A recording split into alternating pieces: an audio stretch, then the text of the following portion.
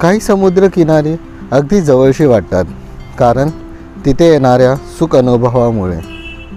असाच हा आनंद देणारा, विस्तीर्ण करणारा समुद्रकिनारा। मला अगदी छोट्या छोट्या गोष्टीतून अंतर्मुक्त करणारा सूर्यास्तमधून हा आनंद मिळाला आणि हाच अनुभव मी तुमच्यासोबत वाटून घेणार आहे। मी प्रीतम साळगावकर तुमचं हार्दिक स्वागत करतो आहे माझ्या या ब्लॉगमध्ये।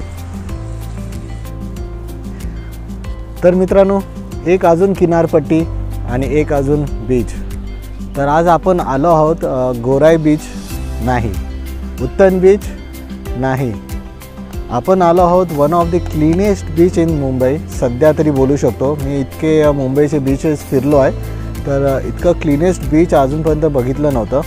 ॲक्च्युली हा बीच थोडं छोटंच आहे तसं बघायला गेलं तर, आणि रॉक्स तसे खूप आहेत, पण one of the cleanest beach आपण बोलू शकतो। इकडे शांतता, या बीचवरती एकदम शांतता, पब्लिक नाही, क्राऊड नाही जास्त।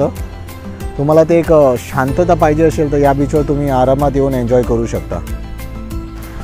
तर मित्रांनो, तुम्हाला हा लँडमार्क आठवण ठेवायचा आहे। ही जी ऑटो येते आहे, जर तुम्ही बोरवलीवरनं गोराईला आलात तर तुम्ही या रोडनी येणार आहात, आणि ही जी स्कूटी तुम्हाला येताना दिसते आहे, जर तुम्ही मीरा रोड गोराई साईडनी आला तर त्या दिशेने येणार। आणि आपल्याला आता हा स्ट्रेट जायचं आहे इथनं, आणि आज आपण जाणार आहोत मनोरी बीच गोराई। हो मित्रांनो, आज आपण आलो आहोत मनोरी बीच गोराई, या बीचचा आनंद घेऊया। हा बीच पण मुंबईच्या इतर बीचसारखाच ब्लॅक सॉईल बीच आहे। पाणी इथलं क्लीन आहे, पण समुद्रांच्या लाटांमुळे तो गढूळ होऊन जातो। आम्ही गेलो तेव्हा ओटी होती, समुद्र खूपसा आत गेला होता आणि शांतही झाला होता, आणि त्या कारण ऐसपैस जागा आणि एक मैदानासारखा वाटत होता। माझा मुलगा आपल्याच तंद्रीमध्ये खेळत होता, एकदम मन मोकळं, बिन टेन्शन।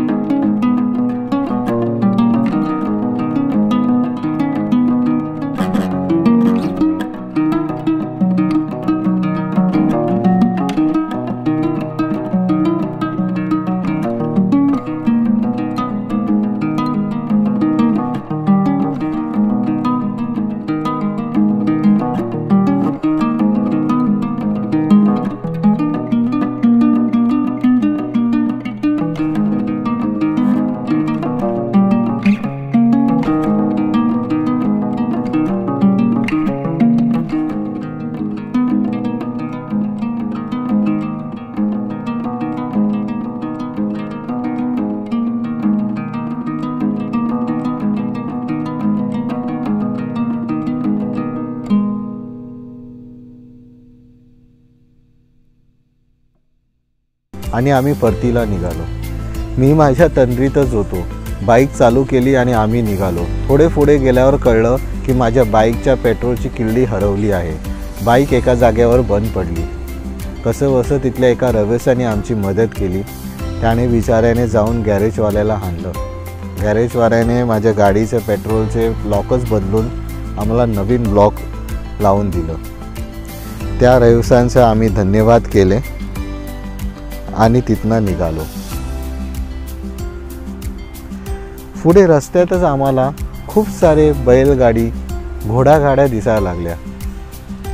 संपूर्ण वचर असं वाटत होतं की बैलगाडी, घोड्यागाड्यांचे शर्यतच लागली आहे। मला राहू नाही गेलं। मी एका ठिकाणी थांबवलं आणि त्यांना विचारलं. त्याने सांगितलं आज 26 डिसेंबर आहे, काश्मीरातल्या देवीची जत्रा असते आणि आम्ही सगळे तिथेच जाऊन येतो.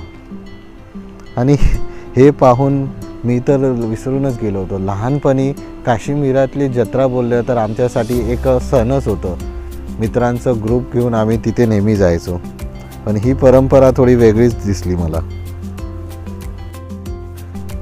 वाटेत आम्हाला एक हॉटेल दिसलं, थोडंसं युनिकच वाटलं म्हणून आम्ही तिथे थांबण्याचा निश्चय केला आणि थोडं जेवून घेऊया विचार केला. रात्र पण झाली होती आणि हा हॉटेल थोडं युनिकच वाटलं. मुन्नाचा धाबा, सोलापूरचे. त्या लोकांनी ट्रक कंटेनर असतात त्याचे सिटिंग अरेंजमेंट केले होतं.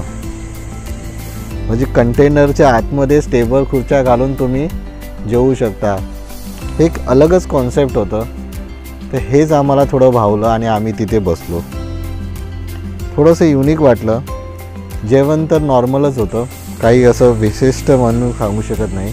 पण जे डेकोरेशन, जे त्या लोकांनी जी आयडिया कॉन्सेप्ट ठेवली होती ती मात्र आम्हाला खूप आवडली. ओपन हॉटेल आणि युनिक वे, हे थोडंसं डिफरंटच वाटलं. आम्ही त्याचं थोडंसं निरीक्षण केलं, पोटपूजा केली आणि तिकडनं निघालो. तर मित्रांनो, जर तुम्हाला हा ब्लॉग माझा आवडला असेल तर प्लीज लाईक, शेअर आणि सबस्क्राईब करायला विसरू नका. धन्यवाद.